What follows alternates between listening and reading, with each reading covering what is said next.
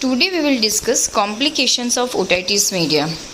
Complications are result from acute as well as chronic otitis media, and they may classified under three parts: mastoid infection, extracranial infection and intracranial infection. See, here is when the infection spread to the mastoid bone, mastoiditis and mastoid abscess occur. These two conditions we'll discuss further. When the infection spread from the mastoid bone to the temporal bone and other area, it known as the extracranial complication, in which first is petrositis. What is the petrositis? Petrositis is when the infection spread from middle ear and mastoid bone to the petrous part of the temporal bone. It is known as the petrositis.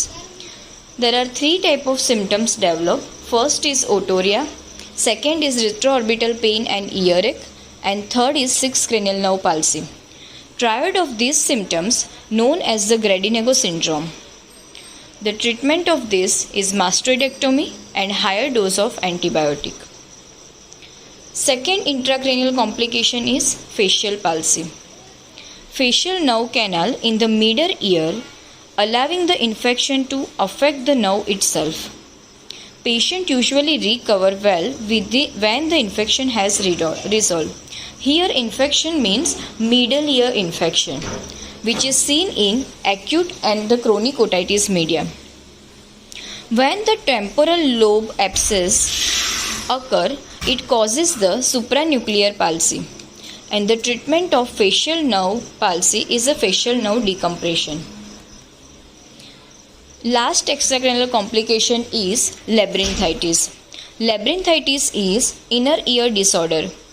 The two vestibular nerves in inner ear send brain information about balance control.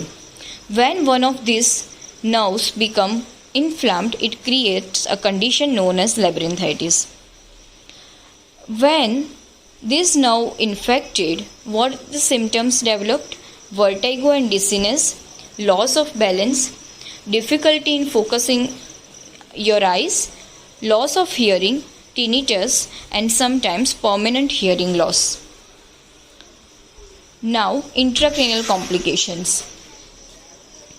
When the infection spread from the mastoid bone and the external part of the brain and within the brain, then it causes the intracranial complication, such as the outer layer of the brain, meninges are infected. It develop extradural abscess, subdural abscess, meningitis, brain abscess, sinus thrombophlebitis and hydrocephalus. I attached PDF from the textbook. You can refer from this because this is not much important exam point of view. So you just have to refer it once. Intracranial complication and extracranial complication, and mastoiditis and mastoid abscess we will discuss in the next lecture.